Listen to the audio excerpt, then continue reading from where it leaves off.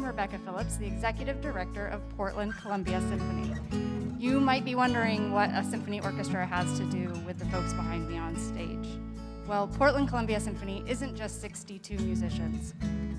These days, we are a community of chamber ensembles, including brass quintets, woodwind quintets, and just like the Chehalem Quartet, string quartets. It's how we bring music together, keep it going, keep musicians working, and stay connected with you, our community.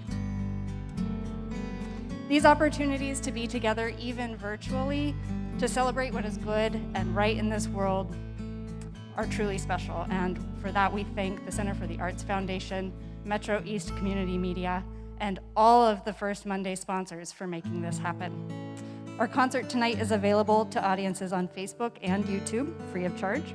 You can learn more about our efforts, including more events just like this, on our website at pcsymphony.org. And as a quick reminder, if you are watching now on Facebook, this is a really good time to hit the share button. Now, please join me in welcoming the Chehalem String Quartet and enjoy the concert. Hi there.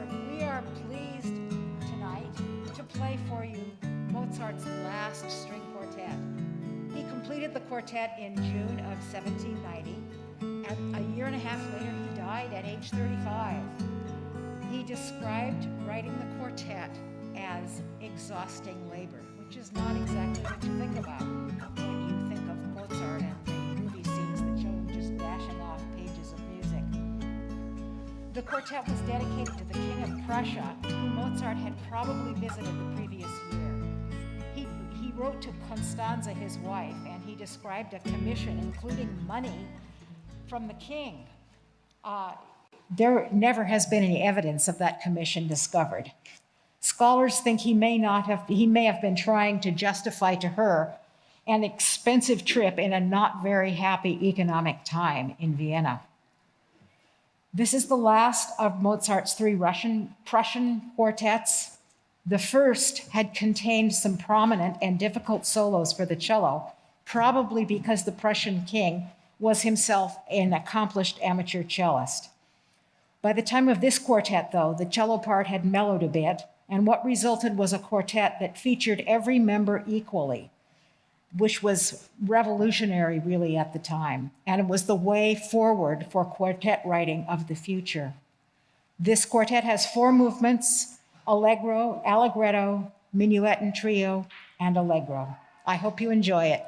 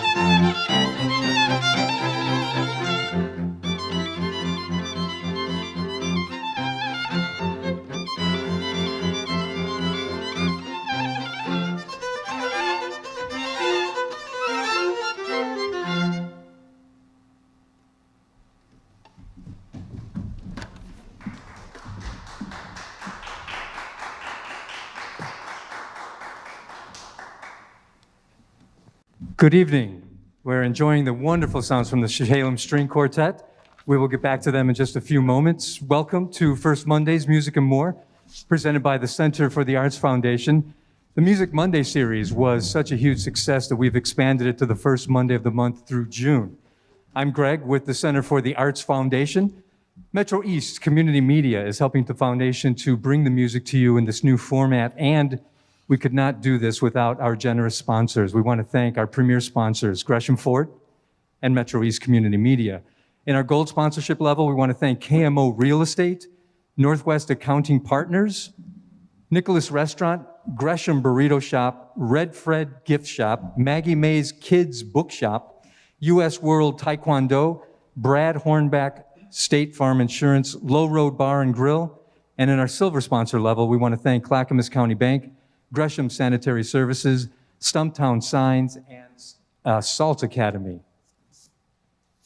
Don't forget, as the quartet is playing, please, we ask that you go to the website or on the website you see on the bottom of the screen or in the comments and donate. So please consider donating to the PCSO, the Center for the Arts Foundation, and or to Metro East Community Media. These are all great organizations who need our support. And now, without further ado, we want to get back to the music, and I want to introduce Irene Gadaholt, who will now introduce our next piece of music.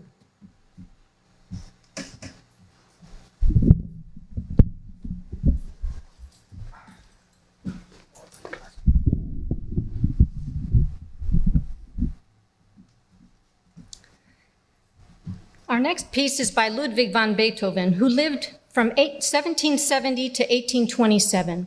He is perhaps best known for his symphonies, notably his Fifth and Ninth Symphonies, the ninth being the famous choral Ode to Joy. He also wrote many beloved string quartets categorized into three sections known as his early, middle, and late periods.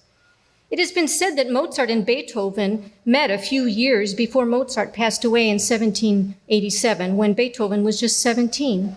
In any case, Beethoven admired Mozart and also modeled some of his early works after Mozart. Today's selected pieces, taken from Beethoven's Opus 59, number 2, written in 1806, are from his middle period. Hallmarks of what might be considered the early and romantic period include being more flexible, having more experimentation, such as what Beethoven called the tyranny of the bar line, in such things as cross rhythms. Here tonight we shall play the two inner movements of Opus 59, number 2. The third movement, a minuet, which has a propulsive character with those cross rhythms that I mentioned, as well as a Russian theme in the middle section. This series of Opus 59s are dedicated to Count Rasimovsky. The second movement, Adagio, has languid, drawn-out melodies, a wonderful interplay between voices, punctuated by an almost constant rhythmic presence. It should be noted that at this point in his life, Beethoven suffered from a progressive hearing loss due to an early exposure to lead, and yet he lived another 20 years to compose his 4th through 9th symphonies, among other great works. The consensus among many is that Beethoven was certainly a peer of such luminaries as Da Vinci, Michelangelo, and Shakespeare. I hope you enjoy Beethoven's Opus 59, number 2, third and second movements.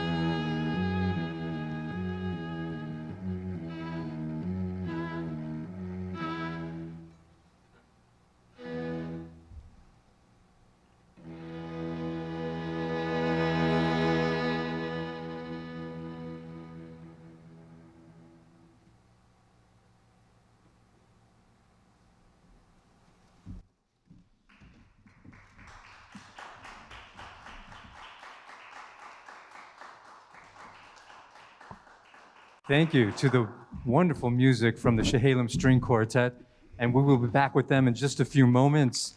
Again, we want to thank our sponsors who really help us out to produce these shows. Couldn't do it without their support. And our premier sponsor level, we want to thank Gresham Ford and also Metro East Community Media.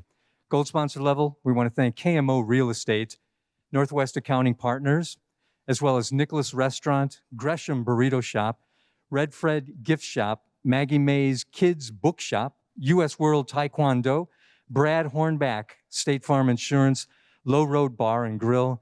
And in our silver sponsor level, we want to thank Clackamas County Bank, Gresham Sanitary Services, Stumptown Signs, and Salt Academy. As always, we want to give you some reminders. Really, the biggest one is we're asking that you please consider making a contribution to any one of the fine organizations that are here. Certainly the Portland Columbia Symphony Orchestra, of which the Chehalem String Quartet is part of. Also consider making a donation to the Center for the Arts Foundation and or to the Metro East Community Media. These are all great organizations who need our support. And now I'd like to thank and introduce, I should say, the quartet. Irene Gadaholt on violin. We have Lori Porter Stoll on violin as well, Cynthia Scott on viola, and Barbara Johnston on cello. So ladies, any one of you, I think maybe Cynthia, since you're closest and you're actually, I think, primed to introduce our last piece of the evening. Are you up for a quick question? Sure. So in choosing your repertoire, how do you go about doing that?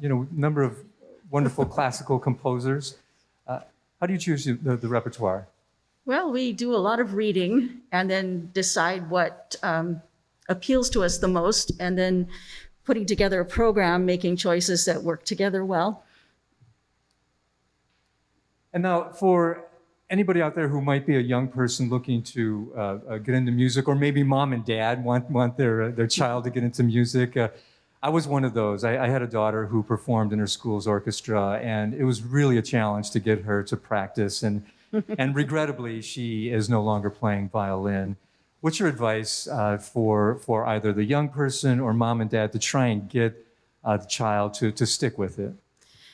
Well, first of all, you have to realize that if you know Myers-Briggs personality profiles, out of the 16 types, only one type enjoys practicing for its own sake.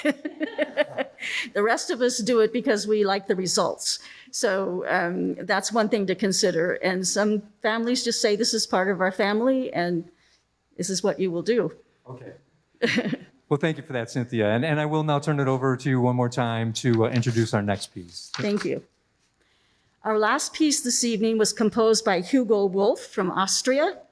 Born in 1860, he was a child prodigy and began studying violin and piano at the age of 4. He suffered from severe depression and wide mood swings all of his life. He was institutionalized after a suicide attempt and died there just a few weeks short of his 43rd birthday. He is mainly known for his more than 200 art songs. The piece we're playing today is one of his few and best-known instrumental works. Written in 1887, the Italian Serenade is a short, one-movement piece based on a Tuscan love song with the lyrics, "Even little things can yield a perfect pleasure. Even little things can be supremely dear." So thank you so much for listening tonight, and enjoy.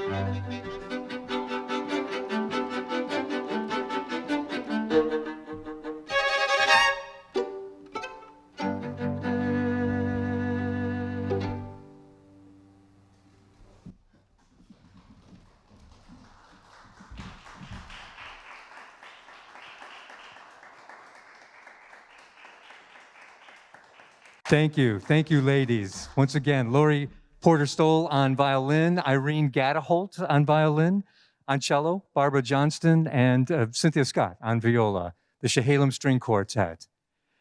We want to thank you all for watching, and we want to thank the Portland Columbia Symphony Orchestra, and thank you to our sponsors as well.